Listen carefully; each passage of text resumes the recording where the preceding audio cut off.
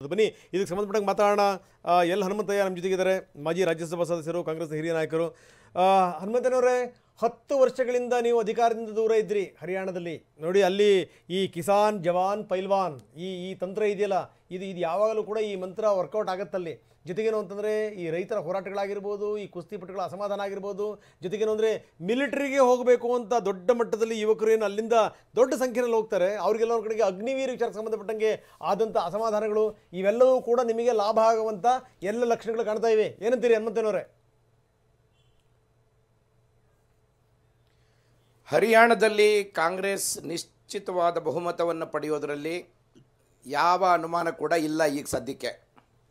ಎರಡನೇದು, Haryana heart Hindi land. ಅದು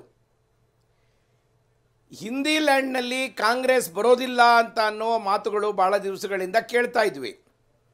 ಆದರೆ ಈಗ ಹರಿಯಾಣದಲ್ಲಿ, ಜಮ್ಮು ಕಾಶ್ಮೀರದಲ್ಲಿ ಕಾಂಗ್ರೆಸ್ಸು ಮತ್ತೆ ಬರ್ತಿರೋದನ್ನು ನೋಡಿದ್ರೆ ನನಗೆ ಅನ್ನಿಸ್ತಾ ಇದೆ, ಕಾಂಗ್ರೆಸ್ಸಿನ ವಿಜಯ ಪತಾಕೆ ದೇಶದಾದ್ಯಂತ ಎಲ್ಲ ಕಡೆ ವಿಜೃಂಭಿಸ್ತಾ ಇದೆ.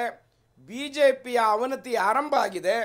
BJP ಹಿಂದಿ ರಾಜ್ಯಗಳಲ್ಲಿ ಸೋಲನ್ನು ಕಾಣುತ್ತಿರುವುದನ್ನು ನೋಡಿದ್ರೆ ಮೋದಿಜಿ ಅವರ ಹವಾ ದಿನದಿಂದ ದಿನಕ್ಕೆ ಕಡಿಮೆ ಆಗ್ತಾ ಇದೆ ಅಂತ ಅನಿಸ್ತಾ ಇದೆ. 10 ವರ್ಷದ ಆಡಳಿತ ಹನುಮಂತನವರೇ, ನೀವೇ ಹೇಳಿದಾಗೆ ಅತ್ಯಂತ ಸಹಜವಾಗಿ ಒಂದು ಆಡಳಿತ ವಿರೋಧಿ ಅಲೆ 10 ವರ್ಷದ ಆಡಳಿತ ಅಲ್ಲ. BJP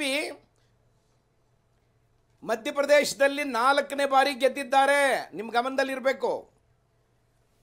ಅನೇಕ ರಾಜ್ಯಗಳಲ್ಲಿ BJP ಅಧಿಕಾರಕ್ಕೆ ಬಂದರೆ ಮತ್ತೆ ವಾಪಸ್ ಹೋದದ್ದಿಲ್ಲ. ಮೋದಿಜಿ ಬಂದ ಮೇಲೆ ಮೋದಿಜಿಯವರ ಹವಾ ಎಲ್ಲ ಕಡೆ ನಡೆಯುತ್ತೆ ಅಂತೇಳಿ ಜನರಿಗೆ ನಂಬಿಸಲಾಗಿದೆ. ಆದರೆ ಆ ಎಲ್ಲ ನಂಬಿಕೆಗಳು ಹುಸಿಯಾಗ್ತಾ ಇವೆ, ಸುಳ್ಳಾಗ್ತಾ ಇವೆ.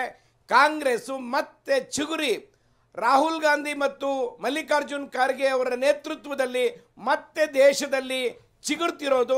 ಒಂದೇ ನಿಮಿಷ ಹಾಗೆ ಸಂಪರ್ಕಿಸಿದ್ರೆ ಒಂದು ನಿಮಿಷ ಹನುಮಂತನವರು ನಿಮ್ಮ ಜೊತೆ ನಾನು ಮಾತಾಡ್ತೀನಿ. ಇನ್ನಷ್ಟು ವಿವರಗಳನ್ನು ನಾವು ನೋಡ್ತಾ ಇದ್ದೀವಿ.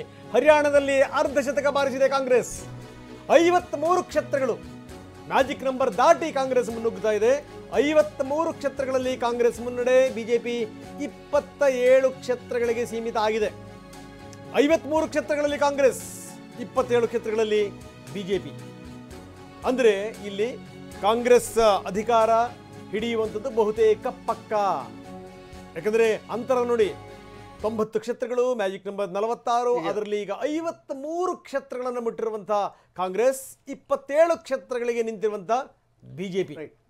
ಇದು ಹರಿಯಾಣದ ಸ್ಥಿತಿ.